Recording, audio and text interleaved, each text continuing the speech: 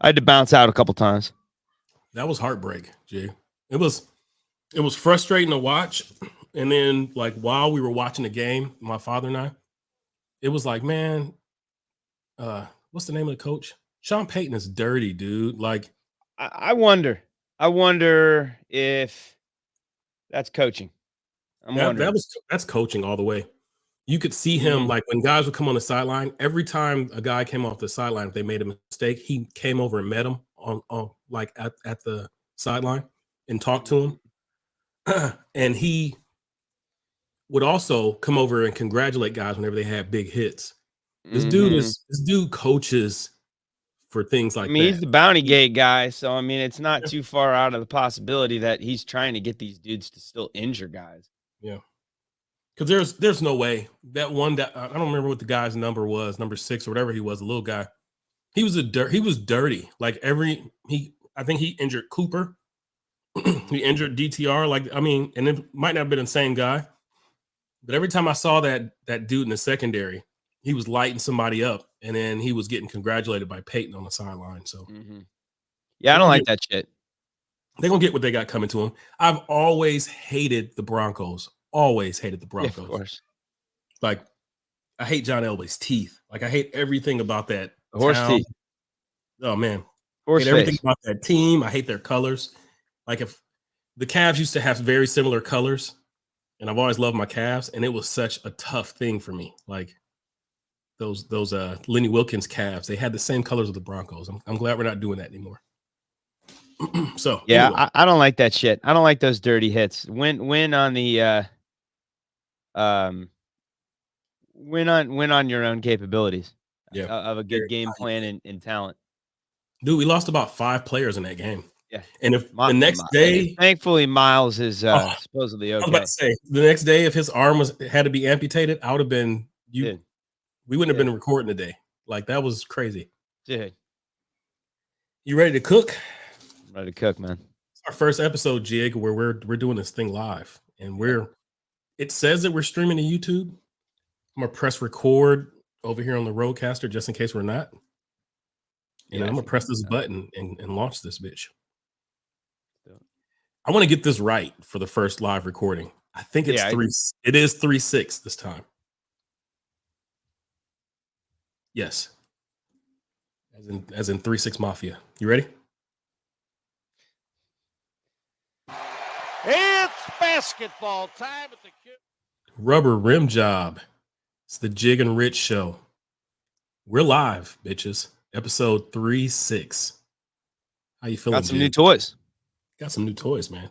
This looks awesome. Like, I feel like we just moved into a new apartment. I know. I got the top bunk. I actually like the karate. Yeah, I like the bottom bunk. I'll take the bottom bunk. How you feeling, Jig? I'm feeling good. Coming back, recovering. I didn't get my arm torn out of socket. I didn't get whacked in the head. No concussions over here. Hit him dead in the mouth, man. Like, dead in the mouth. Like, helmet to the mouth. Come on, man. You ever played football, Jig? I did not. I did not play football. I haven't either. But we used to play like street football. Yeah. Up in Twinsburg, Ohio, and then. Yeah, I used to do that. I never played organized football though. In Akron, okay. And what we would do in Akron on Laffer Street over in Goodyear Heights, a lot of people in our area, our barber, our hood barber, his name was Dirk. And Dirk used to sanction some football games, like where he'd be like, hey, out of you 5 dudes, whoever, it'd be 5-on-5. Whoever wins, I'm giving each of y'all $1. Mm-hmm. That's all it took for us to try to kill each other, right? Oh yeah, you gotta beat the hell out of each other. Absolutely. So the first time fun when you were a kid, man. So the first time we played, we literally were trying to tear each other's heads off. Mm-hmm. So Dirk got smart about it. He was like, I want these dudes to live and still have brains. Mm-hmm. So he went and got us like repurposed helmets, like from like Goodwill or something. Okay. And I ended up having one that was kind of like Scotty Player, so it had just like one bar going across. The punter helmet. Dude, I'll never forget this dude.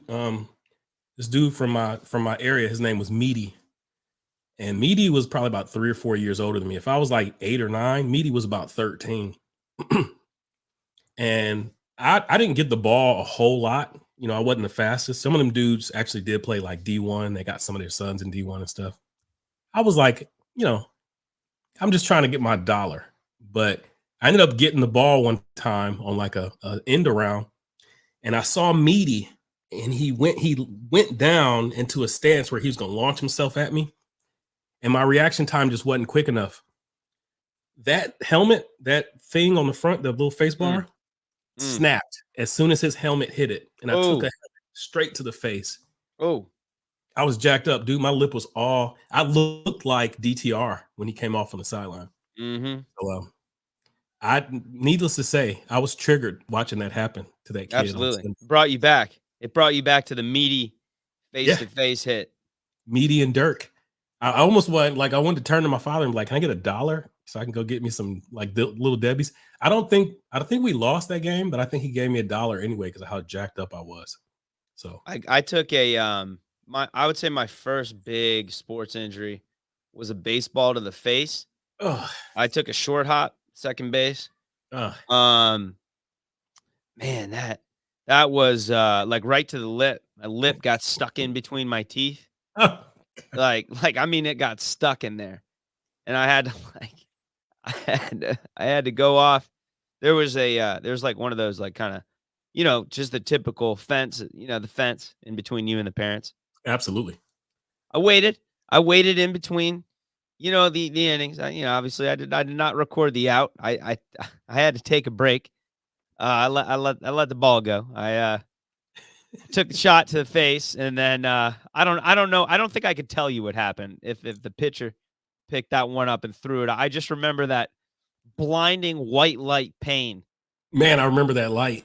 Yeah, you get that shot of white light pain, and then there's nothing you can do at that age. You just don't have it yet. You know what I mean? Like as an adult, disorientation. As an adult, it's more anger. Like when I feel that now as an adult, I just get angry. That's how I respond. Yeah. But like as a kid, it's exactly, it's disorientation. So I don't know exactly what happened on that play, but I do remember I played out that inning. But I remember I just remember back then it was like this is gonna make my dad happy. So I went off to the side, and I was like, you know, crying. I mean, I was like, you know, borderline howling. And I realized my lip was stuck in between my teeth, and that it was going to have to come out of there. But the fear back then, I don't know if this is the way it was for you. The fear back then to me was less the injury itself and the consequences of it than having to go to the doctor and whatever they'd have to do there. I'd rather like saw off whatever body part it was with like a stick and cover it up with leaves. And do whatever mystery treatment would have to happen at the doctor down the road. You know what I mean? Absolutely. We'll do this. And I don't mean to bully. I'm gonna jump in here. So my sophomore year, we're you know, I've told so many of these stories, but we're getting ready for like potentially going to state playoffs and stuff. And this happened late in the season. I don't know if you could see this or not, Jig. You see that pinky? Mm-hmm. If I put my hand flat on something, that pinky will never go flat again. Right. Absolutely. All right. So it was a game against Lake in Ohio. I don't know exactly where Lake is from. Okay. But that I took a ball. I had a pass from the top of the key come back to me. Yeah. Because they were running a really good jumbo defense, kind of like the Raptors. Or they're running like a 1-3-1 that kept disguising itself into a zone. And we were an up and down team. So it was like, okay, timeout. We gotta slow this down. We gotta figure this out. So we did a lot of passing around the perimeter, trying to get their defense moving. And my coach was telling me, like, hey, let's use up all of this clock. Like we can win this game 20-18 for all I care. They're doing something that's throwing us off. So let's use it all up. Passing around the perimeter, got lazy because we kept doing it, and a ball came, and I was watching the defense instead of watching the ball. It got me dead smack on the pinky, in the middle of a game, everybody in the crowd and stuff. And I was like, it took everything in me not to cry. Oh yeah. And that was the end result. Like literally as a 40-year-old man, you can still see that. Oh, you can see it and you can feel it. I can still feel all those injuries back then. Absolutely. So afterwards, they're like, because it was loud in the whole thing, in the whole arena. And I finished the game. We ended up winning it. I didn't have to tape it up or nothing. So I played with a broke pinky. And when we saw it in the locker room, Patrick Ewing style. They were like, you got to go in. I was like, dude, I will. Because I felt like if I went in, they were going to diagnose it as broke, which it obviously was. And that was the end of it for me. So I was like, I don't care what's got to happen. I don't care how it's going to heal. I'm not going in by any stretch of the imagination.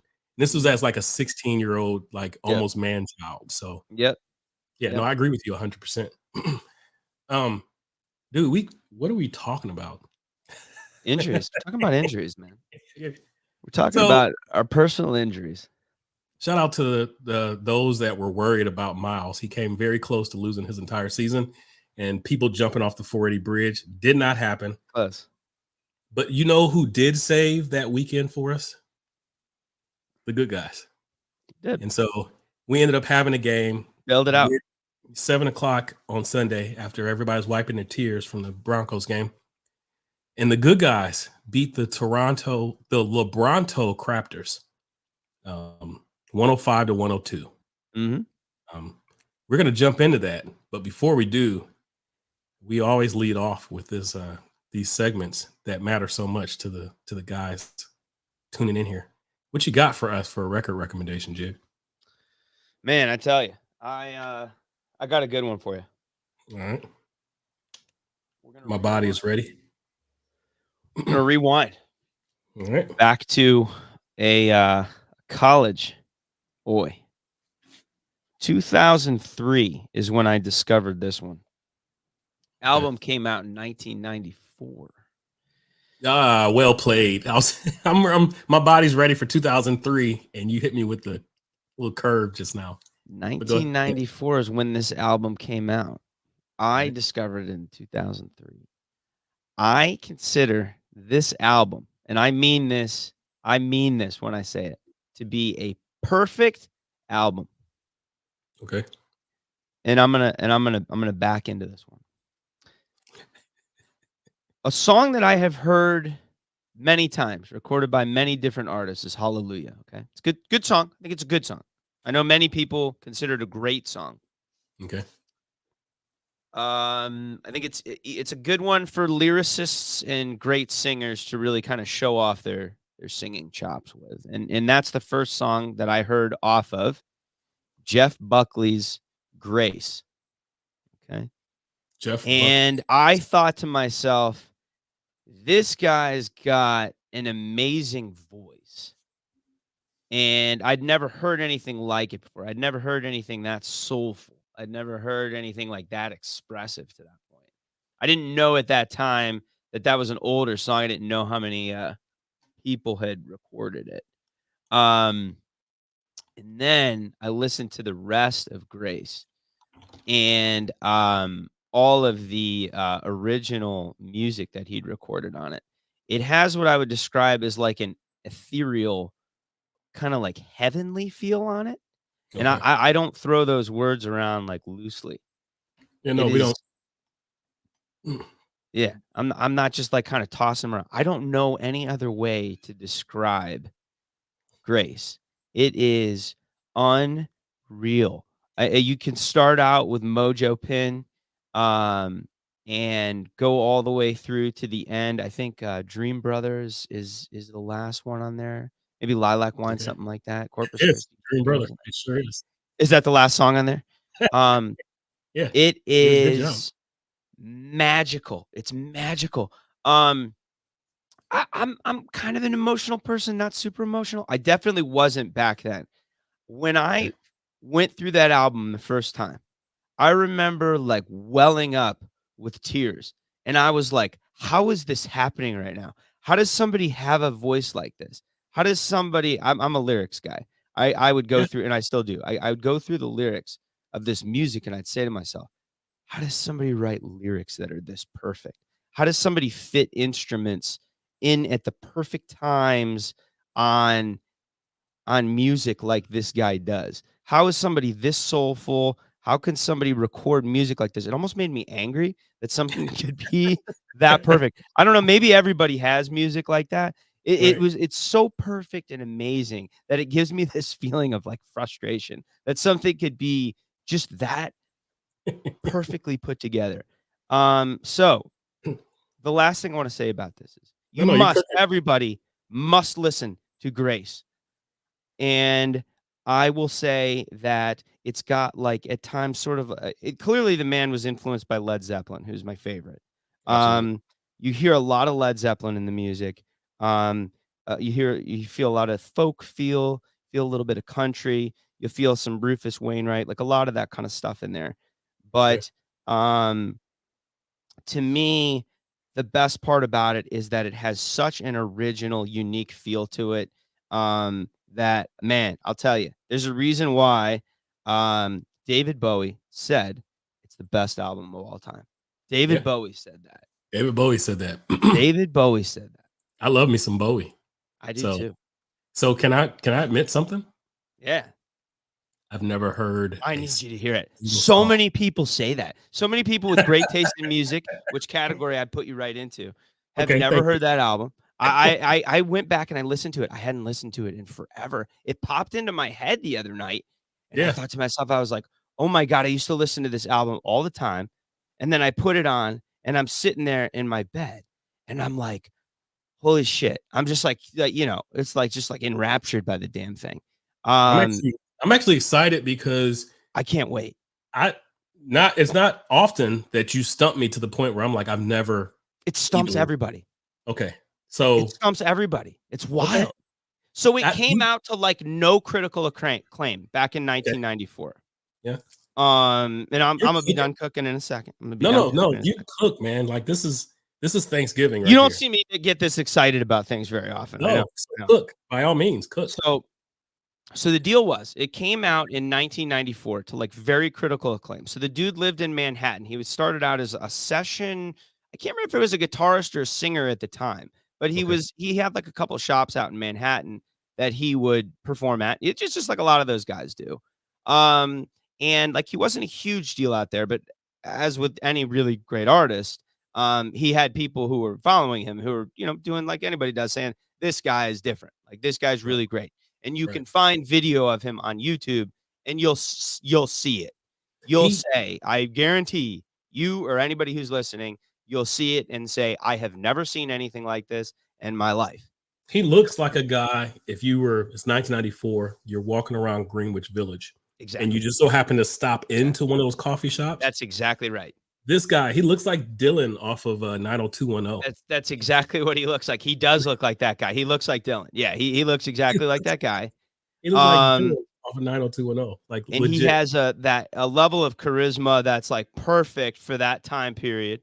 And but it's the voice and the behavior on stage that are just totally unique. Definitely check out some of his music. Sometimes I like to watch those reaction videos if something's really good and I'm like super passionate about it, because I think it's fun to watch like Gen Z people like react to music I really like. Sure. You can just watch people, their jaws just drop. Last thing I'll say about it is it's fascinating how, he came out to like almost no acclaim. And I think it might have even been Columbia. So it's not like it was like a nothing. Like underground. Yeah. I mean, they had a shot, but then he died tragically just before he was about to put out his second album. So it's the only album he did. And over time, it just built up this kind of Cult initially, classic. you'd say cult following, but now it's you can go out and you can see how many great artists have commented on it. Yeah. And hold on. Let me yeah. Let me give you props, dude. You just took us on an emotional roller coaster. I'm starting this out now. I'm excited. It'll take you on an emotional roller coaster, my man. I'm like, oh, this is about to be great. This is wait till you hear it. You Wait remember till you hear this guy. Jogga Lake, Raging Wolf Bobs, or the Double Dipper, or any of those kind of things? Wait Um, till you hear this dude. I can't really? do any. Wait till you hear it. I never heard anything like it. I've never felt any such way until I heard some of this music. And nothing had before, and I don't think anything will What? after. I'm gonna do this one more time because I gotta give you props. I appreciate it. I told you I was going to hit you with something good today. So that's it. I check it out. You know, you guys check this one out. I am pumped to hear what you guys think about it whenever you check him out, or if you've already seen him. I definitely think, you know, his very tragic death. He drowned in the Mississippi down in Memphis, actually. Are you so wait, time out. Yeah. Was he in Memphis or was he in Muscle Shoals where they've got famed studios and the Allman Brothers were recording a lot of shit? Oh man.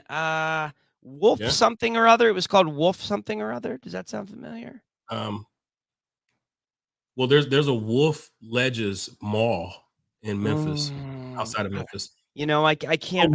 Wolf Chase, Wolf Peak, or something like that. I think I know what you're talking about. Something like that sounds right.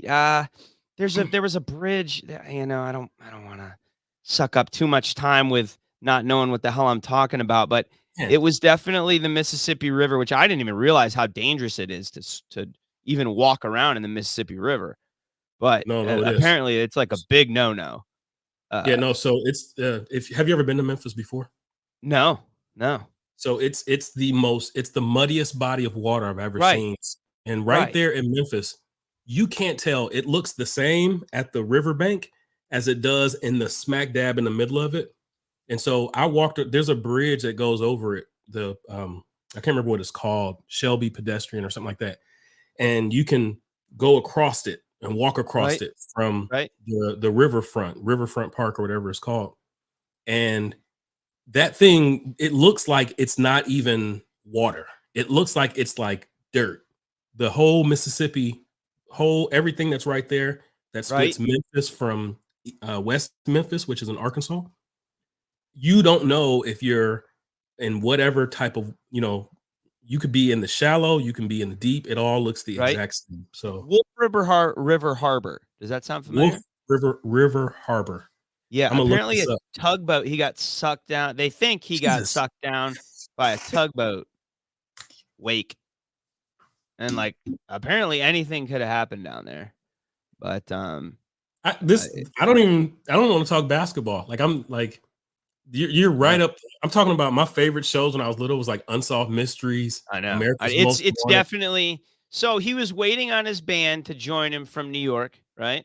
And he went out and he was like on the riverbank and he just waited out there with his I think it was one of his roadies was on the bank. His roadie I guess no, he wasn't. He wasn't drunk. He wasn't. They did a toxicology report and he was not. It sounds like it was. Okay. All right, thank you, Jig, for that. It sounds like it was one of those tourist mistake type of things, like when people get pulled out by undertow when they're, you know, in the ocean. It sounds like he just made a bad mistake. I don't even know how I can go on and actually talk basketball after this because I'm about to go look this up. Like I want you to listen. I can't wait till you listen to this guy. I love when people listen to this dude. So how do we transition? Okay. we're gonna have to just jump right in. I'm telling you, man, it's hard to get back into life after I listen to this dude. Sometimes you gotta jump in, man. So the title, not into the Mississippi River though. The track that you recommended first is Hallelujah. No. You know what? Skip Hallelujah because it's not an original. I think you should start out with if you really want to get the Jeff Buckley experience. I'm going to say, I think you should start out. Shit. God, these are so good. I think you should start out with So Real. Okay. I think you should start out with So Real because so much happens in that song. All right. Oh, it's so good. All right. Go So Real, Mojo Pin, and Lover You Should Have Come Over. Dude, I know. No, it's awesome. I love this excitement. This is how I get on the board. So I have to give you I know, grace. me too. There's another song. I'm this way with basketball too, but man, this album is like, I'm this way on the board, and like I don't care who it is. Like my mom can jump up on the board and challenge. Like whenever I have a conviction, Yeah. Whoever, I don't care. Smooth, Randolph. If I'm lit up about something the way you are with this album, like don't jump in my way because I was this way with Led Zeppelin for years too, but I've Yeah. listened to everything by them so many times that I need like a break for a while. All right. Okay. So let me. I'm gonna reel you in just so we can. I'm done. I'm gonna take a break. I'm gonna take a break. Let's go. I'm done cooking. I'm simmering. Put me on the burner. So he said, start off with So Real, guys, and I'm just gonna use Hallelujah as our transition because Hallelujah, these dudes came through for us on Sunday evening, right? 105, 102. And I'm talking about they were going back and forth, Jig. Like there was some Buckley playing internally for Darius Garland. He gave us the line of 24 points, 8 assists. Yes, he had 5 turnovers. However, he 10 for 16 from the floor, 3 for 6 from 3. Darius Garland had himself a game. Go off, That's DG. our guy. That's our guy. That's our guy. And in that really pivotal third quarter, one Maximus Strusimus turned in. Literally, he went in fuego. His whole line is 20 points, 8 for 16 from the floor, 4 for 9 for 3. Let me tell you what Max Strus did on the boards. Chairman, 11 rebounds, 5 assists.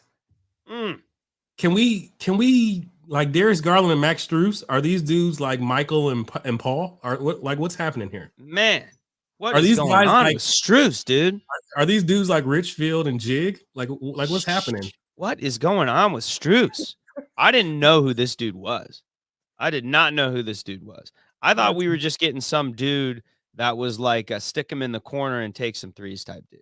And I mean, I will apologize to the Cleveland community for not knowing, my stuff, but this dude is a baller. Like, baller. Let me apologize to him for not knowing his game all the way. Because Max didn't know either. Yeah, I hadn't. So I only saw him whenever the few times I watched Miami. Miami's not really fun to watch. Jim. No, they're not. They're not. Can we admit yeah, you're never gonna see an Eric Spoelstra team that's super fun to watch, unless you really like Jimmy Butler, which I mean I do, just because he's him. Yeah, but like, right? Hemi Butler is him for sure. He's him. He's him. But I've never been like, oh my God, Miami's on. Let me go watch them. No, they play boring basketball. Okay. And so because of that, Max Strus, I was unfamiliar with his game. I was like, in the words of Shaq, I was unfamiliar with your game, brother. Like, that's right. He is a beast. He's a beast, dude. Max Strus is a baller. Like, he's on a deal. He's on a bargain contract. He is. At this point in time, we've got to say Max Strus might be one of the steals of the offseason. Big time. He's one of the best free agent signings I can ever think of in my tenure as a Cavs. For the Cavs? Absolutely. So are you saying that Larry Hughes wasn't the guy who hot buttered Donnie, Damon Jones? I was familiar with Larry Hughes' game when they signed him, and I just remember thinking to myself, I was like, this is not a scrap heap signing. This is not Ray Allen. This is not Michael Redd. Joe Johnson. This is not Joe Johnson. Yep. This is Larry Hughes, and this is not what anybody wanted. This is not what young Jig wanted. Like this is Mr. 3 of 18 for 12 points a night. And those were some dark times. Some dark times, man. And LeBron used to drag him to the finals, and he would drag them to the playoffs. Man. So, Mr. Strus, take a bow. We appreciate you and the work that you're putting in. He is strapping on his hard hat, and he is punching his time clock. Loving this dude every night. He hasn't missed a game. I said on the board, Oh, he or hasn't. if I didn't say it, I was getting ready to say it. My two unquestionable leaders right now for this season are Max Strus and Tristan Thompson. Yeah, you were excited about Tristan coming into the year. There's not a time where we don't look over as the Cavs are going to the sideline and Tristan isn't up coaching. You know, like I have no idea what the hell he's talking about. He definitely leads the league in ass slaps and high fives. Did you see the interview, the post-game interview with Strus, where he was like answering questions and then Tristan like disrupted it and Max just seemed completely confused by his like presence and energy. Did you see that one? Was this the recent one? Yeah, within the last few games. All right, let's see if we can find it because we actually have completely thrown off. I'm wondering if it might just be a personality thing. I think I don't think Tristan said anything. I think he just bounced in and out. He's like Tigger. He reminds me of Tigger. Let's do it, Jig. Let's see if we can take this thing for a spin and see if we can actually do some video sharing here. All right. Tristan, actually, I never really thought about that before. He does remind me of Tigger. He's very much like Tigger. He's like everywhere. He's super excited. Guys are probably like move. Like, what are you doing? Like, and he's just awkward. So like you have to love some Tristan Thompson. I don't think Chloe does. Or maybe she does because of that. But I think she did. Okay. Oh, good job, because this has got Serena in it, and I'm just now starting to warm up to her. So let's go to you like Serena? I think so. I'm starting to come around.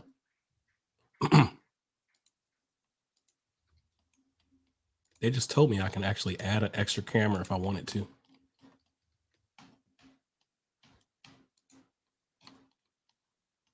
Can you see that, Jig? I can. Yeah, it's right. It's to the right of both of us. All right, let's do this. There's a lot of talk about bringing level of consistency to this team. Do you feel like you took a step forward in that tonight? This is it. This should be it. Not two. We still have a lot. Go, Max. Right. Okay, let's go home. Look how put off he was by that. Like, what was your question? Consistency. We could still do a better job with our effort. I think. You'd have thought that he didn't know Tristan Thompson. Let's do that one more time. Hold on. We still have a lot. Go, Max. Right. Okay, let's go home.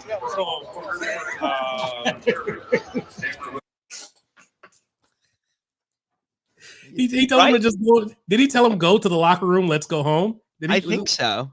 Let's do it one more time, guys. Hold on one second. I'm sorry. Not two. We still have a lot. Go, Max. Right. Okay, let's go home. Let's go home. He did say, "Let's go home." He said, "Just like go you'd to the say to a room. 5-year-old kid." It's like what you'd say to your 5-year-old kid, just like instinctively. Take your ass to the locker room. Let's go home.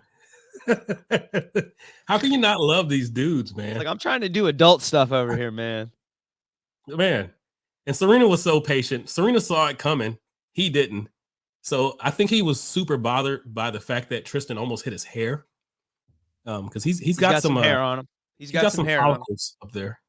He does. And Tristan came really close to messing up his follicles.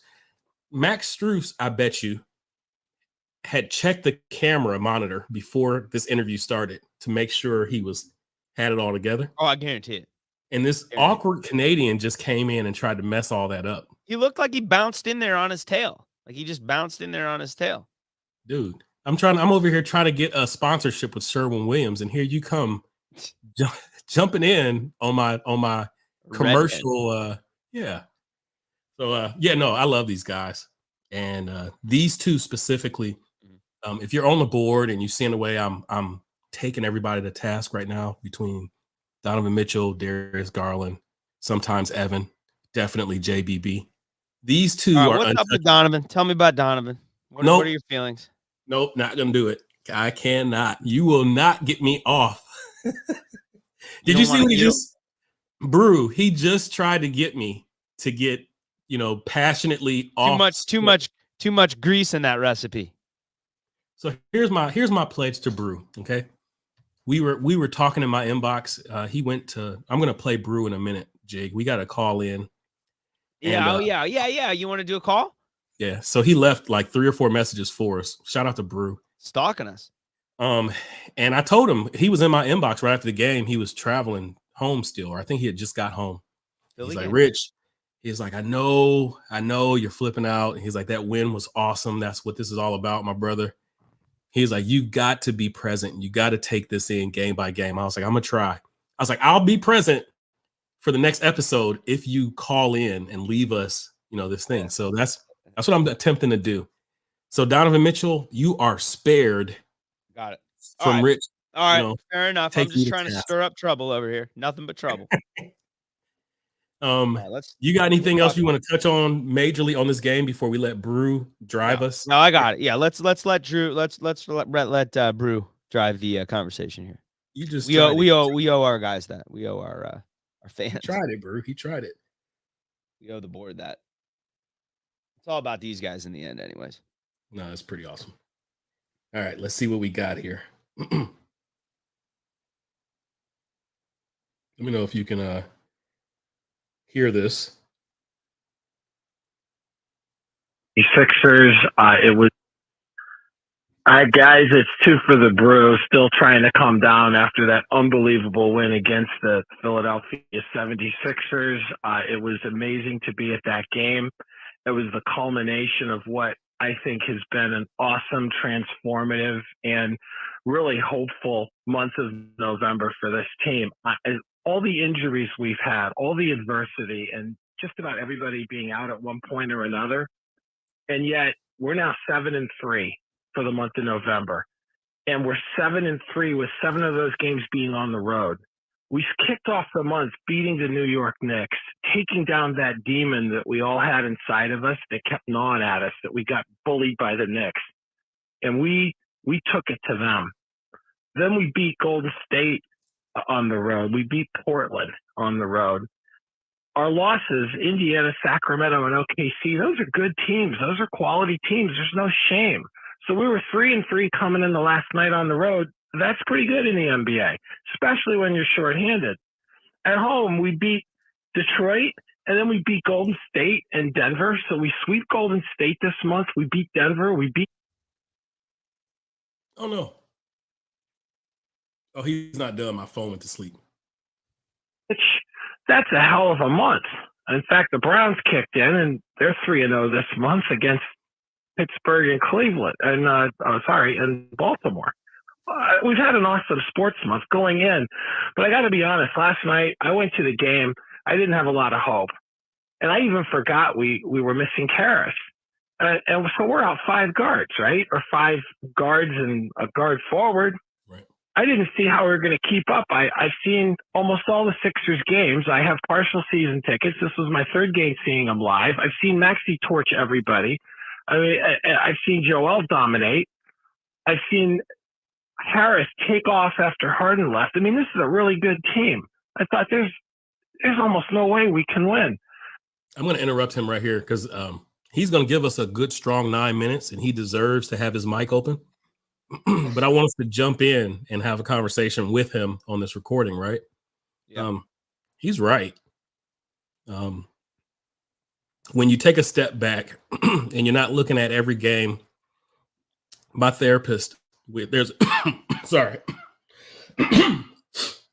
thing called the gap in the gain, and my therapist, but also my lady, she was telling she brought it to me first, and I brought it to my therapist, and my therapist was like, yeah, let's dig into that. And so the gap in the gain is a I can't even think of the words right now, but as an entrepreneur, as a business owner, you're either thinking in the gap or you're thinking in the gain. And with the gap, you're thinking what's wrong, what could go wrong, where's the next hole to plug, like a lot of times that's what we default to when we're parenting, because we want to protect them. We don't want them to be hurt. And we're like, oh, something's going to be wrong here. Like, let me make sure, you might be the gain thinker in your duo. Lauren might be the gap thinker. She's like, oh, I don't want Luke to get hit or break a bone or something like that. And you're like, oh man, whatever. He's going to dunk on somebody else's son. They're going to break their face. That's what he's going to do. You know what I'm saying?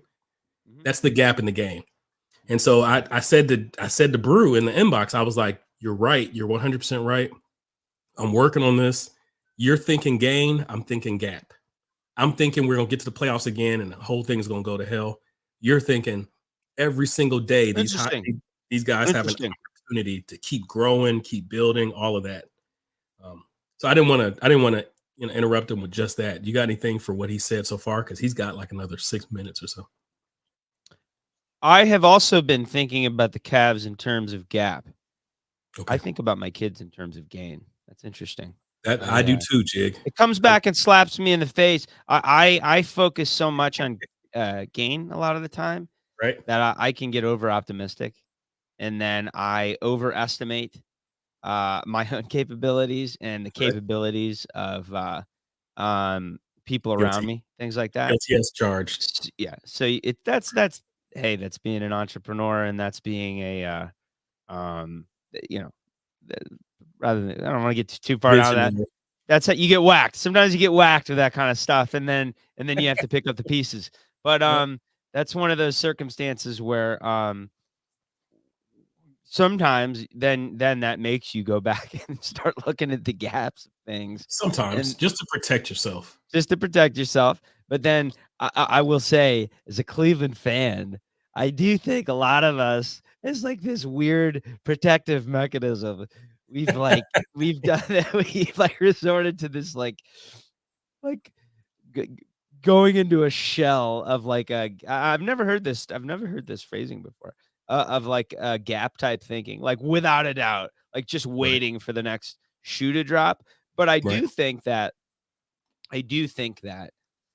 there is some importance to recognizing that not every organization or person, family, team, whatever, even has it as good as your team or circumstances or whatever in the first place. And it's important to just recognize that Yeah. even as he pointed out, it's nice to just have a 7-1 month sometimes. So there's 7 and was it 7-1 or 7-3?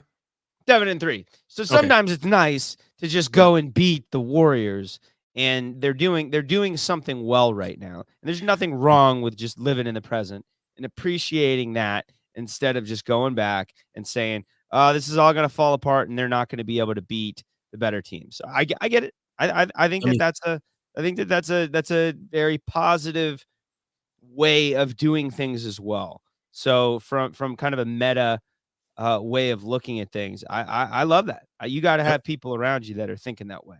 Let me put a So bow on this by thank you saying, both. Thank you yeah, both for adding that. I have to give credit where it's due. And I want to give a shout out to Miss Shawnee Tabia Godwin down in Atlanta. She's a uber Well, and thank you successful too for the brew business owner. Yeah. directing us that way because Yeah. The book, you know you need people who think the other way because if you're constantly looking for ways to quote unquote fall into the improve gap. or looking for problems, then you're just going to be stuck solving problems that sometimes are there and then Yeah. sometimes they're actually not. So let me I'm gonna do two things before we get back to Brew. Yeah. I'm gonna shout this out because this book right here, I'm Yeah. in the midst of it right now. It's called The Gap in the Game. It's by Dan Sullivan, the Yeah, founder of that's good. Strategic Coach, and it's Mhm. written with Dr. Benjamin Hardy. Mhm. And so this book pointed that whole thing out, and I'm still doing a deep dive on it. So I won't try to, but I'm just recommending that. But then secondarily, I want to share this because as I'm diving into, I can't ever read one book at a time. Started off with The Same. Gap in the Game, and then I came across this, and it is Unwavering Focus, The Power of Unwavering Focus by Dom DePani. Mhm. And it's all about being present, being mindfully present, and pushing forward with that gain thinking. So Okay. I'm not even done with The Gap in the Game, and I've already got this one and started chewing this thing up. And this, I'm recommending this to you, Jig, as a business owner, because this thing has brought me peace over the last week. I mean, look at this guy. Like, how can you not be peaceful looking at the power of unwavering focus? So I want to give Brew a shout out for getting my mind right, so I can focus I more on appreciate being that. Good present. recommendation. There's nothing wrong with just appreciating watching these guys win some games against some tough opponents. Man, let's do some more Brew. I dig it. I like that. The Sixers came out with a poor attitude. Joel was, as he is sometimes, a big baby and just wasn't fighting defensively. And we just torched them inside. I mean, Allen just took it to him inside, and Garland was slashing inside, and Joel was not defending the rim. And we just took them apart. And I got to say about Dean Wade, and I know I'm pointed out he doesn't score much. That dude was all over Maxey from the jump. He was. And he was bullying Maxey, and he was giving Maxey physical contact, which you have to do for Tyrese Maxey. You've got to get on him and not give him space, because if he has space, he'll kill you. Yep. And Dean was all over his ass. I didn't even care about the 0-0-0 stat line, much as I didn't care when Okoro would do that sometimes if they do their job on defense and contribute to the team. Can you tell that Brew is fired up right now? Fired up. He must have just been right out of the game. Brew said, "Come at me, bro." He's hey, this literally is his Jeff Buckley Grace moment right there. Brew is cooking. Like, I don't even want to interrupt him. I'm gonna let him. This is why we need more calls. Man, Brew is. You guys got to call in. I want you guys getting past. I don't even call and care what you call in about. If you guys, I don't care if you guys like laying brick or vacuuming or kicking footballs in the backyard. I don't care what it is. I want this passion. I like this. Just dive in there. But let us shut the hell up and let Brew cook, because right now Brew is cooking. I'm loving this. We built up an 18-point lead early in the third quarter, just playing great team basketball, watching the ball move. The crowd's. All right, so actually that's where he got cut off. We're going to jump into his second call because he's cooking. Okay. Man was cooking with grease. I'm cheering like a madman while we're up, and then the lead slips away. We get down to 9 points at the end of the third quarter. We're fighting through the fourth quarter, and then they go on that 11-2 run. The building's deafening. The crowd's coming alive, and I'm thinking, you're on the road, and you're shorthanded. You're getting tired. How are you going to win? How are you going to pull this out? We fall behind 104-103. I've been to a lot of Philly sports events in different sports, Eagles and Sixers, and I've also seen the Flyers and Phillies. That is one of the most, if not the most intimidating cities for a visiting sports team. And I didn't see any way we could come back. The heart, the guts, the courage we showed. At the very end of the game, I'm at the far end of the court on the lower bowl, looking across from the other baseline. Wait a minute. Yeah, this is some good stuff, man. This dude is giving us Joe Tate right now. Right? Like, I mean, I feel like I'm reading a book right now. He's literally giving us prime Joe Tate. I feel like I am reading a book listening to this, man. I feel like I'm like reading the Iliad. For me, like the Odyssey. The Odyssey, This is literature. And then he's got that whole what's the dude's name that was Logan Roy? What's Brian something? Whatever his name is. He's got that raspy kind of authority to his voice. Yeah. So you kind of like, you don't want to interrupt Logan Succession? Roy. Yeah, Succession, Logan Roy. His name is Brian something. He's got like a Brian. I don't know if Brew is Scottish, but he almost has like a little Scottish twang. Oh, Brian Cox. Brian Cox, yeah. And so you don't want to interrupt Logan Roy because he'll tell you to bug off or get the fuck out of here or whatever he says. Right. So I'm gonna let Brew continue cooking. Right. But he's killing it right now. Like I'm not even being hyperbolic. Let's go, Brew. Yes, with all those fans screaming in his face, and he just knocks down the shots and breaks their hearts. It was such an inspiring, incredible win. To see the ball movement, to see us perform under such adversity was amazing. And that then added to all of our other great wins this month, 7-3. That is just unbelievable with players missing. And then CPJ, are you kidding me? This guy comes in and he is fluid at the point. It reminded me of when Kevin Johnson came in his rookie season and just torched other teams to the point where he was keeping Mark Price off the floor sometimes in the middle of the fourth quarter because he was just. All right, so he officially went Joe Tate. Yeah, that's a throwback right there. He genuinely just went Joe Tate on us. We may have to study this call like it's a dissertation. We've said in the past, Boobs caught in, maybe had one of the better calls. M. Young jumped on and did a whole episode with me. MD, he's called in. Stick Boatman's called in. Randolph Keys. All of you dudes have got to step your game up. I'm talking about Brew just snatched This is the a mantle. journey, dude. This is a journey.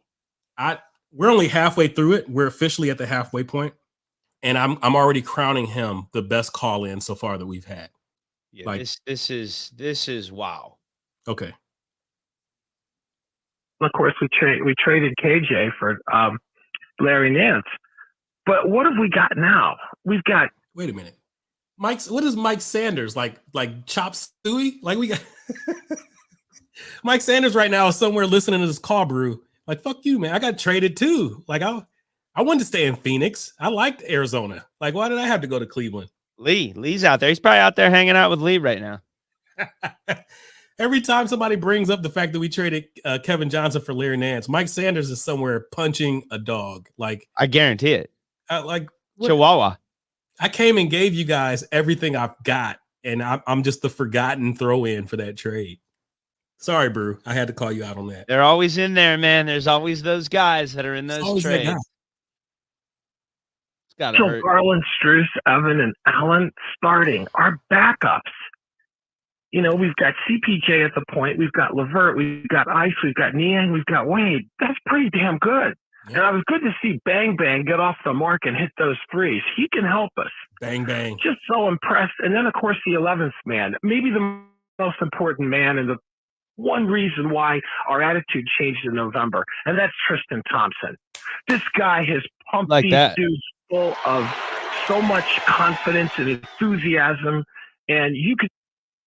Oh shit! I'm sorry, Brew. I feel like we should probably upload this for people to just play. He gets out there, and we're not going to be bullied. He's not going to allow us to be bullied. And I think these guys look up to him as someone that's been through the wars and fights and plays in his role. He always talked about Tristan Thompson, be a star in your role. We've got a lot of guys that can play really well in roles. And now look at us. So we've got these 11 guys. So where do we go from here? I know there's a lot of talk about JBB, and we got to get rid of him, or we got to get rid of Mitchell. I'd like to look at it a different way. Eventually, we may replace the coach, and eventually we may replace Mitchell. But let's look at it a different way. Why don't we try to think? Man, killer. Brew's cooking. Like I can't even put any more superlatives on there. Brew is going right down Euclid, like only Fred would say. You know, championship parade. Just this like seriously. So here's the last part of this Iliad of a call. And what I think we're going to do, Jig, is we're probably going to take this thing and we're going to upload it to our channel so guys can listen to it unimpeded. You know, like they can like just listen to it from beginning to end. Keep us out of it. I'm ready to take the court and win the fucking state championship for Brew right now. This guy. Like if Brew, can we hire Brew for the head coach? Can we? I feel like we go 82-0. Like we go 83-0 because we win the play-in tournament as well. So, man, all right. Last little thing. I'm gonna let this go uninterrupted.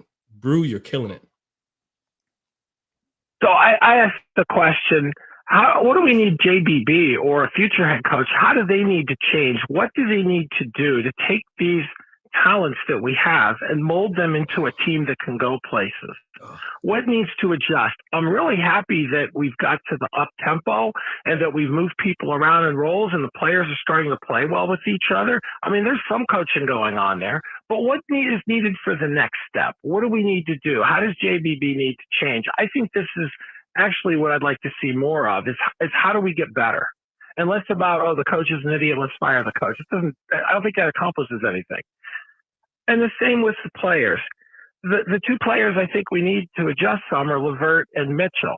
I'm not worried about Levert adjusting because he's proven he can be a Swiss Army knife and vary his roles. He can play defense. He can hit the occasional free. He can run the club a little bit. I know not great, but he can be a secondary ball handler, and he can score when we need him. I think he can flex. The big issue is Donovan Mitchell. Can he flex a bit?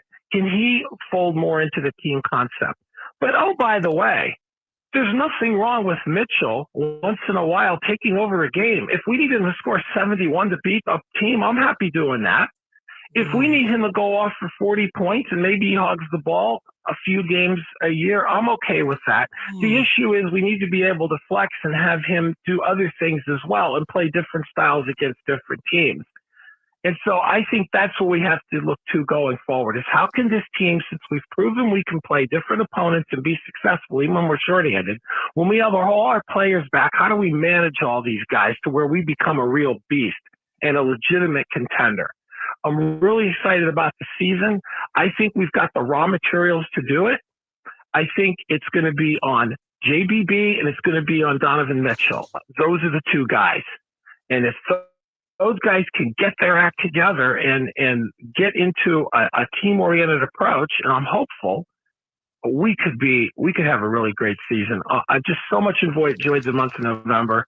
I'm just so thankful for being a Cavalier fan and being at that game last night. And I hope everyone has a wonderful Thanksgiving or had a wonderful Thanksgiving by the time you heard this. And looking forward to the future games. Man. Whew. Great call. Jig, that was last time. It's a hell of a call. I don't even know what to say. I'm sitting here like, what? I mean, listen. I mean, the reality here is that he had a hell of a call. He covered a lot of I mean, he did what we do.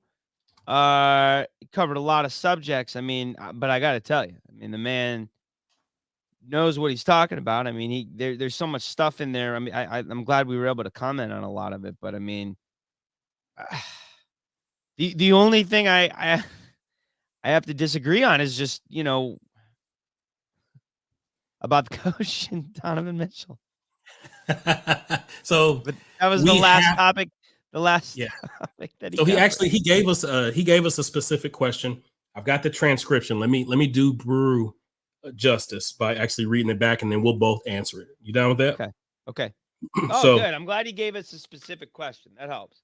So he says, so I asked the question, what do we need, JBB or future head coach? How do they need to change? What do they need to do to take these talents that we have and mold them into a team that can go places? Like, what needs to adjust? I'm really happy we've got the up tempo. We've moved people around on roles and players are starting to play well. But what is needed for the next step? What do we need to do? How does JBB need to change? I think this is actually what I'd like to see more of is how do we get better without worrying about all the coaches? So do you want to answer that question, or do you want me to answer that question first? You drive it first, because we're pretty lock and step on some of this. But let's take what we said at the beginning of the call, which was let's be present. Okay. And at the present, John Blair Bickerstaff is our head coach. Okay. So what could JBB do to make this season a success with the ingredients that he has right now? Right now, the ingredients right now. And next episode, if we have to, we'll come back and we'll talk about. So what could he do with the ingredients he has to make this season more of a success? Okay. What you got? Okay. I'm glad that Coach Jig, what you got? I'm glad that you clarified. Yes. I need to give. Can I have 10 seconds to think? Because I was going to go in a different direction. I'm not going in that direction now. Okay. Because now I'm going to think a little. Give me 10 seconds to think. Why are you doing that? I think he needs to. So we're going in a positive direction with Mobley. It's for whatever reason, it's worked out to where Mobley has started taking those shots up at the top of the key more. Right. And we've been using him as a hub a little bit more. I agree. He must do that. He must do more of that. He's going to have to do that. Can I interject? I mean, I'm not going to just 1 second. Just 1 second. Yeah, go ahead. I think a big part of the reason why he's doing that is because we didn't have any Donovan for a couple games. And so I know. I think we both know why some of these things are happening. We started succeeding because he stepped into that role, him and Darius, and they're still playing that way. And that's why Donovan looks off now. But go ahead, by all means. I think the problem here, I'm gonna make an analogy. I'm answering the question: how can a French cuisine? How can a pizza chef better make French cuisine using pizza ingredients. I like that. It's Well like played. Well played. That's what I feel like I'm answering the question of. Yep. Okay, I'm not gonna go too far down that road. I like my analogies, but That was a perfect one. I got it. Like literally. I know you do. I know you do. But I'm not gonna fight him too much on this because he asked a good question. Yep. And we're trying to enjoy the present, which is what you want to do as a fan anyways. So regardless of why he was doing that, that's where he needs to be anyways. And we're seeing the guy that we all want to see. So John Blair Bickerstaff, whether Dan Gilbert needs to stand on top of his desk and point his finger in his face and tell him to continue to do that or not, I don't know why that has to happen or not. That needs to be what continues to happen. He needs to be taking those shots at the top of the key. He needs to be facilitating. That is step one. What would help to continue to help make this season more successful. Right. Step two would be finding a way to get Darius Garland to somehow work in a situation with Donovan Mitchell where both of them can play together in such a way where they can both be effective and not do the you go, I go type thing. And Garland can hit those threes from outside and facilitate well. And Mitchell can only take over when it's absolutely necessary. And he can play and instead of just, we don't need him to score 71 points every night. What we need him to do is we need him to be a leader on the floor. You know who he needs to be? He needs to be Jimmy Butler. That's who I want Donovan Mitchell to be. He needs to be Jimmy Butler. My God. Thank you. I need him to be Jimmy Butler. I want him to go on a 1 weekend vacation with Jimmy Butler and ask, Jimmy, how you doing it, man? And then I want Jimmy Butler to sit down and say, hey, go listen to Jeff Teague's podcast about me, where he explains what really happened at the practice that one day. Oh, good job. Then, like you went and listened. You went and watched those. I did. I went and listened to it.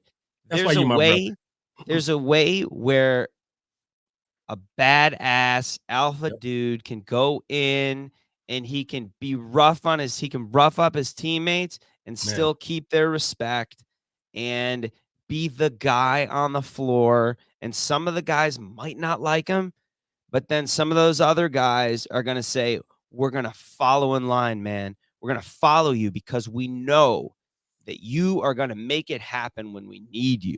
Yep. Okay. Jimmy Butler knows how to do it. Michael Jordan knew how to do it. Kobe Bryant knew how to do it. All right. Donovan Mitchell has that. He has that. He does have that in him. He's got the talent to do it if he just adjusts his mindset a little bit. Yes. So the last thing is, I need to see this dude figure out a way to use Craig Porter, because this man, I refuse to put a cap on this dude's talent. I am so excited about this guy. I know you saw something in this guy. I didn't follow him much. I am not putting any kind of cap on him. I'm not calling the guy Michael Jordan. I'm not doing any more comparisons with him. Right. I need to see this guy getting minutes, and I need to see him being used I want to see him getting 30 minutes sometimes. I know that sounds totally crazy. When there are opportunities to get 30 minutes for him, it needs to happen. That's all. Let me admit something. So go ahead. No, you're cooking all day. Let me admit something first. I'm gonna work backwards. So okay, I'm done. I'm done. You say whatever you got. I'm gonna start off with CPJ. I'm gonna touch on Donovan. Then I'm gonna go to the head honcho. All of it staying within the rules that Brew gave us. We got to play by Brew's rules. I like those rules. No changes, no trades, no firings, nothing. I like those rules. We're playing Atlanta tonight, and we are collectively, we're going to the strip club together. We're going to the game together. Then we're going back to the strip club to get some wings down at where's the lemon pepper Lou wings at? Are you Whatever talking the about name. Are you talking about the hair? Are you talking about Winking Lizard? No, the name is it's in Atlanta. It's a name. Oh, I don't know. I don't know Atlanta. Whatever. So that place, I think you do. You just don't want to tell Lauren. So anyway, All right. So let's work back. Let's work backwards. So CPJ, I can't address CPJ without addressing JBB. But I'll start off by saying this. I want to give a shout out to Chris Fedor because he first put CPJ on my radar during one of the first practices for the summer league team. And he said, if you guys haven't seen, I'm paraphrasing, but if you guys haven't seen this guy that we signed right after the draft, he is something else. Like he was talking about his defensive timing. Nice. He talked about his approach to the game. I was like, wait a minute, let me go see this kid because I didn't watch him in college at all. So shout out to Fedor, the guy who we usually lambast and take to the woodshed. Okay. He killed it on the Zach Lowe, I think it was, and he killed it on the CPJ call because as soon as he saw him in practice, he was like, that dude's a baller. Did he? To Donovan. Yeah, no, he did. Donovan. I'm going to address Donovan without even talking about the coaching because Donovan actually plays a part right now in how everybody is adjusting to coaching and stuff, like without getting too in the weeds. Donovan, I can't see a game without seeing Donovan going off the reservation, not playing within the offense, and kind of bucking back against what the team ultimately kind of needs him to do. Okay. So I'm going to put my coaching hat on and I'm going to address that because you just did it. You just killed it. But I'm going to communicate with him like I'm Vince Lombardi. Okay. We need Donovan to be Jimmy Butler. Like exactly what you just said. We need him to be Jimmy Butler, but there's a way that Jimmy Butler does it. Yes, he's over the hill already. What is Jimmy Butler, 33 or something like that? 33. Yeah, that sounds about right.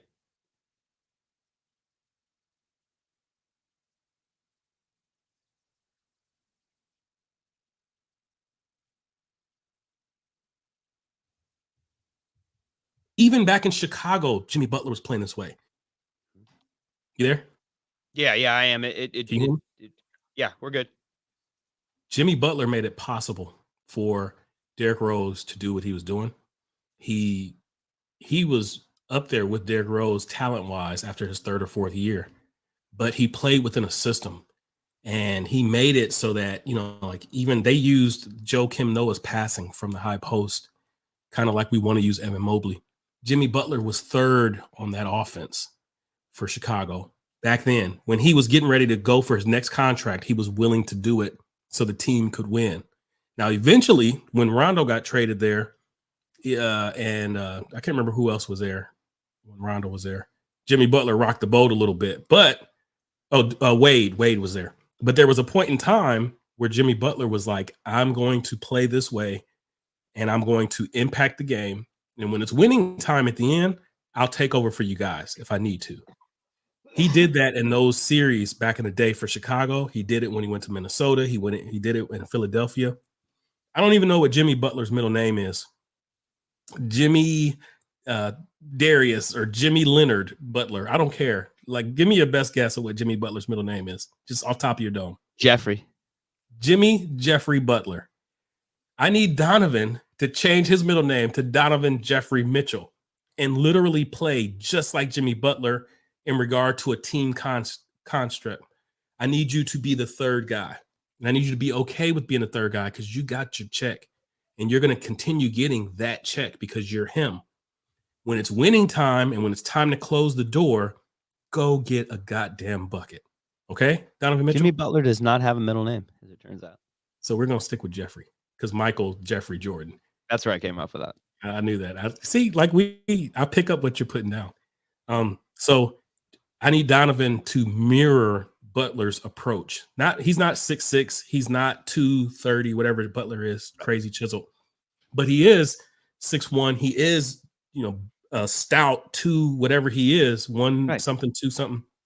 Hey, and he is. Are we cutting it close on your time anyway? Yeah.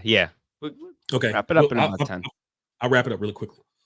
So 10. I need Donovan to approach the game like that and be okay with it, because Exactly. we're committed. We've already committed to, with the draft capital we spent, you don't have to go anywhere to continue getting a max deal.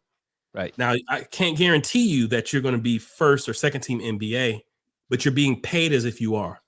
And we'll bring things to the table to keep you earning the way that you want to earn. Okay. So anyway, that's Donovan's spiel. I need you to play the way you've played the last 2 games, which actually, ironically, he hasn't been great scoring. Jimmy Butler has 4 for 16 games where when All it's the winning time, he takes over. That's exactly And right. Pat Riley wouldn't trade him for Absolutely not. 5 bitches. Like, he's like, no, like, I'm sticking. Like, Jimmy Butler is Pat Riley's real son right now. Okay. Absolutely. I don't know if he has any. Absolutely. I don't know if he's got any actually like real kids, Pat Riley, but Jimmy Butler is his adopted son. If you look 100%. at his birth certificate, Lonzo Mourning, all them dudes that can't play anymore, they're down the pecking order. Jimmy Butler is right next to him. Udonis Haslam. Udonis All of Haslam them. somewhere Yeah. down there. All of y'all, Yeah. get out the house. Jimmy Butler gets the room next to Papa Riley. Jimmy Butler is the guy that he needs to be looking at. Like 100%. So then let's He's move got on. it. He's got the dog, man. He's got the dog. And there's But- there's flashes every game where Donovan keeps trying to revert back to playing that way. But the last 2 games, well, not really the Laker game. The last game, Toronto, when he was off the ball, he wasn't forcing it. He was allowing Darius to set the tempo. He was allowing Evan to be the secondary creator. That's what I need from you, Donovan Mitchell. That's it. And in winning time, I need you to be comfortable with getting that ball under 10 seconds and just wreaking havoc on other teams and fan bases. Yep. Last piece, and then we're gonna put some things on this. John Blair. So we know what your strengths are not, but we also know what your strengths are. And so we need you to delegate out what your weaknesses are. A great leader will do that. We need you to be a great leader. Surround yourself with smart people and let those people do the things that you're not strong at and learn from It ain't about ego. It ain't about none of those things. No. There were literally full games when Mike Brown was here and he had Mike Malone on his bench, where as soon as he called a timeout, if it was a play call, an ATO, whatever they needed, Mike Brown would be in the background with his hands in his pockets. Like, you know what? Mike's got this. Mike Brown would literally, he knew where his bread was buttered and he knew where he was not great. So he would call full timeouts. Hank Egan, Mike Malone, those guys over there on the sideline would be like, oh, this is my time. I'm going to get my clipboard. Mike Brown, shut up, get back. I need JBB to allow that to happen. If it's going to be Luke, if it's going to be whoever, I don't care. You need to delegate and you need to let these dudes who are specialists, who know what the hell they're talking about, lead on those things. If it's if it's Greg Buckner for the defense, and if it's Luke Walton for the offense. When these timeouts happen, everybody in the huddle, except for Tristan, shut up, listen to that guy. I'm going to shut up too, and I'll stand back here playing patty cake with whoever, bang bang yang gang. Then, in the grand scheme of things, I need you to stop focusing so much on the referees play to play. I need you to stay above the fray a little bit. I need you to delegate to one of those guys on the bench to be your referee abuser. That way you'll earn some respect with them and you'll gain some cash with them if you don't talk to them every possession, but maybe once a quarter. Like Rick Carlisle, I was watching him yesterday. He's got Lloyd Pierce on the sideline with him, or whatever his name, Lloyd Banks from G Unit. He's got him on the sideline working the refs a lot. And then Carlisle will only step in whenever it's something super egregious. JBB, you got to start doing that. Appoint one guy on the bench, come out before the game and say, hey, refs, you're not going to hear from me most of the game, but you will hear from this guy. I'm going to let this guy talk to you guys. And if something really, really crazy happens, then you jump on them, and it's going to mean so much more. So those are the 2 main things I need to see changed for right now. And I'm not even taking into account that there's a potential for a coaching change. If he starts there, I'll be a little bit happier. The last thing he has to do is he has to assign roles and he has to stick with them. So CPJ should be your backup point guard. Darius Garland should be your primary point guard. Donovan Mitchell should be your third initiator off the ball. Karis LeVert should be your sixth man who comes in with CPJ. But Karis LeVert, whenever he's on the floor, you get off the ball too. You play basically like a mirrored Donovan role where you just go get buckets. Those are the things that have to happen. And I need Tristan to stay a part of your rotation. I need CPJ to stay a part of your rotation. And keep doing what you're doing with Bang Bang, Yang Gang, and Drippy Dean, and Okoro. I actually like what you're doing with those guys. But other than that, I think this team can go somewhere. That's as constructed with the coach in place and everything. You have to commit to these roles. You cannot compromise them. I don't care if tomorrow Darius Garland gets hit by a car like Kelly Oubre. Then guess what? You start CPJ. You do not make Donovan your point guard and throw everybody else out of position. So that's what we got to do. And then I'll be on happy train. I'll be game thinking with Brew, and we can play this thing all the way to the playoffs. That's my take on it. Those things have to happen. CPJ, Donovan, what I said to Donovan, and the way JBB approaches the game. So I like it. That's what I got. We got a game tonight. We're gonna wrap this. We got a game tonight against Atlanta. I'm gonna get your prediction. Let me touch on my thing really quickly. So I already talked about books. Don't do it on camera. I gave some Get arrested recommendations for that. I got to back away from this desk anyway. I got to have the room to stretch out. So we talked about books earlier. We talked about Jeff Buckley's Grace. There's a documentary that's out right now that just came out. It's free on YouTube. It's by the group / band Little Brother. Are you familiar with Little Brother, Jig? Little Brother. So it's Fonte. I'm looking it up. Keep going. It's Fonte Coleman and rapper Big Pooh and Ninth Wonder, one of my producer Hall of Famers. And they came out with the album The Listening. They're backpack rappers from North Carolina. Now you're hitting me with something I don't know. Raleigh, North Carolina. Okay. And they came out with The Listening first. Then they came out with The Minstrel Show. And they came out with a couple of different albums once Ninth Wonder left to go produce beats for other people like Jay-Z and stuff. Mm-hmm. But that band is one of my favorite. Fonte is one of my top 5 rappers of all time. And the group as a whole is one of my favorite groups, up there with De La Soul, Tribe Called Quest, those types of things, Outkast. After those 3, Tribe Called Quest, De La Soul, and Outkast, Little Brother is number 4. So they're like, it's a big deal. Put them in with those guys. So, and if you only hear one album from them, start off with The Minstrel Show, but I'm going to do that on another episode. I'm looking at it right now. The main thing that I want to tell you guys is go watch this documentary to introduce yourselves to them. It's called May the Lord Watch, and it's on YouTube in its entirety. And it just covers the whole inception of them. It covers them on the circuit when they were first touring and trying to get out of their dorms and trying to make money. It covers when they first were born and they were singing in their church choirs and stuff. Such a good documentary. It's an hour and a half long, and it's like one of my favorite new rock documentaries. It's called May the Lord Watch by Little Brother on YouTube. So I'm looking at it right now. Yep. So check that out. And if you only check out one album from them, The Minstrel Show, the best song on there is called Lovin' It with Joe Scudder. I've ever heard any of this music before? You've probably heard Lovin' It because it's Little Brother featuring Joe Scudder. Joe Scudder's a white dude from North Carolina who's dope as hell. You'll see him on the documentary. He's funny.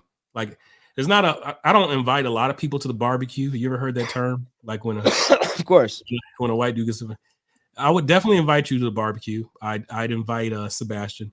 Joe Scudder definitely has an eternal invite to the barbecue. He's a cool brother. So when you see him on there, he's talking about like where the only reason why he got invited into the studio sessions because he knew where to get the weed and stuff.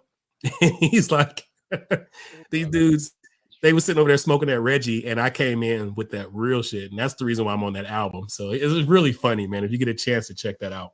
Mm-hmm. So Little Brother, May the Lord Watch is a documentary on YouTube. Please watch it. And if you do, jump into the thread and talk to me about it. So we got Grace by Jeff Buckley and the documentary May the Lord Watch by Little Brother.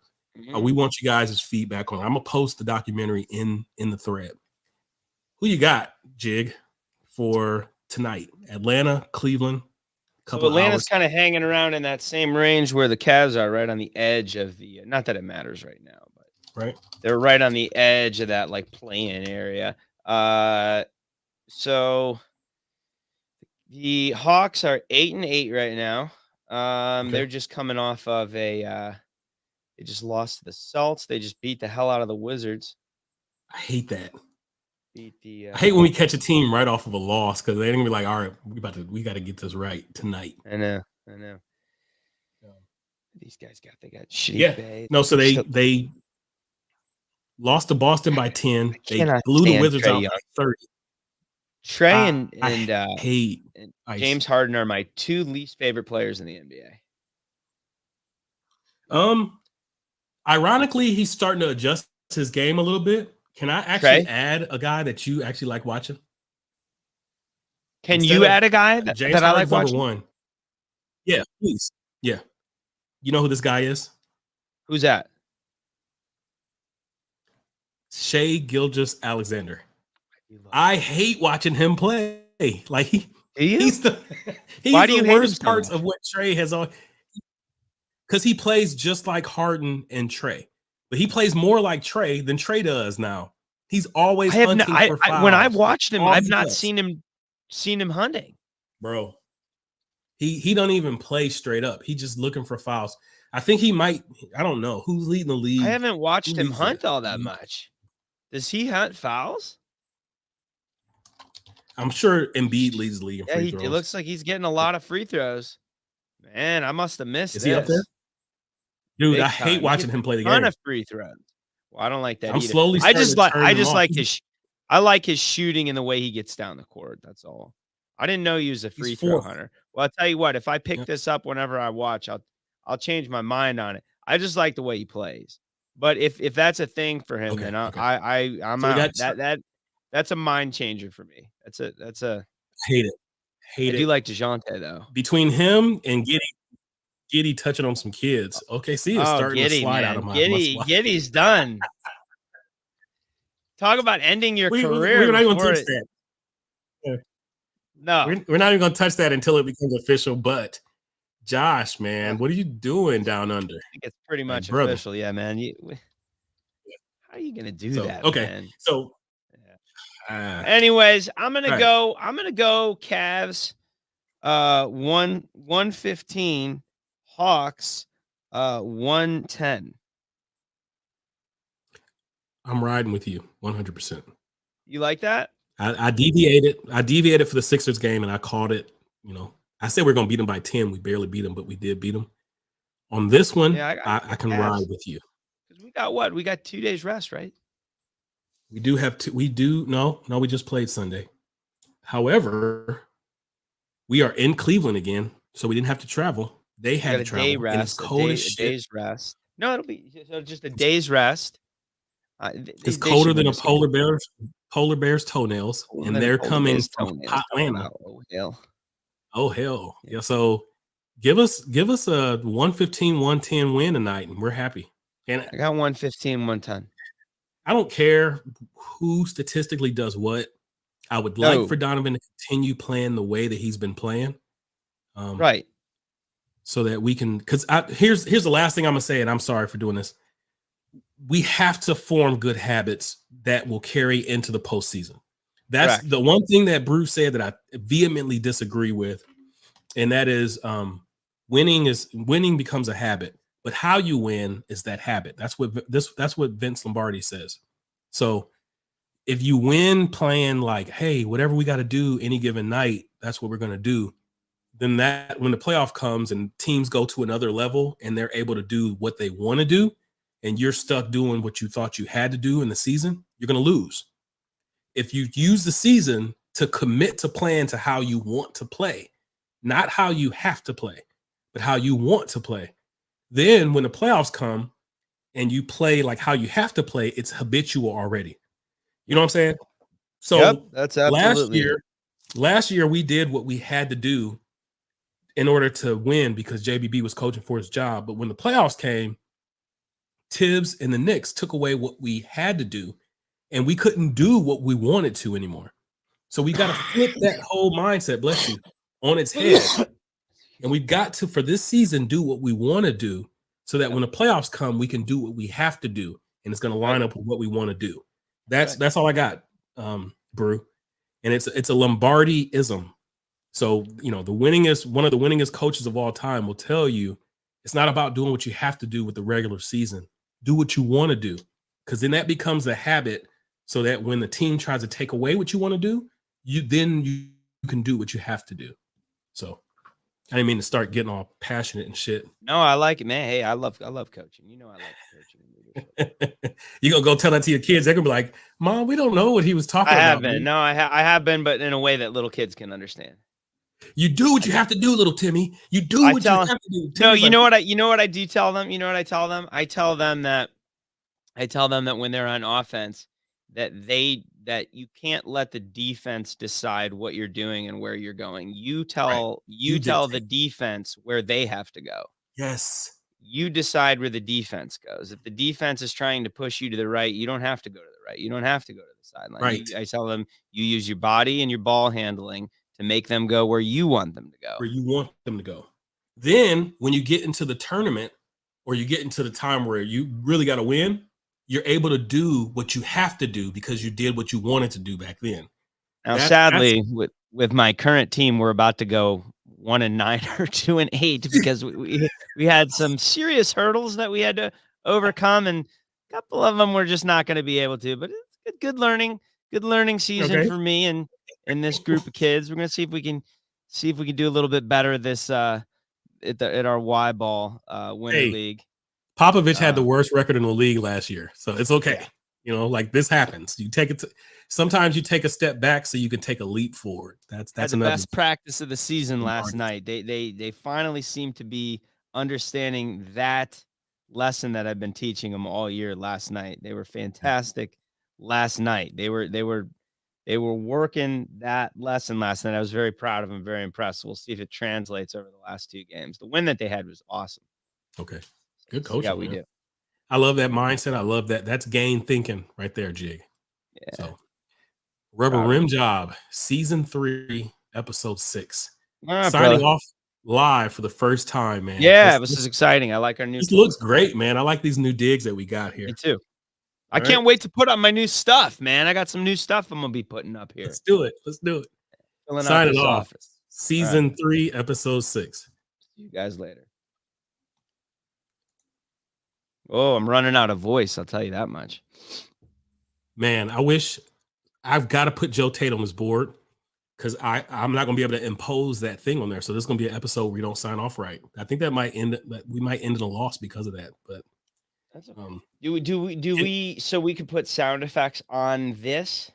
No, I got them on the Roadcaster, and I would like to reach over and press the button like we do with this. Basketball time. So I just so you can't fill them in on here, right? After this episode, I'm gonna go and I'm gonna grab that last. They don't give you that option. Yeah, we killed it, brother. Yeah, we did. Good. I like that. I almost didn't want to reel you in a couple times because you was like cooking like for real, like you was on some Wolfgang Puck or some Emeril Lagasse. I think I have a pretty good idea of when I've gone on for too long. I try to pull myself out of it. I know I don't sometimes. Brew definitely. That was good. I don't think I ended this. Sorry. I think that was pretty reflective of how we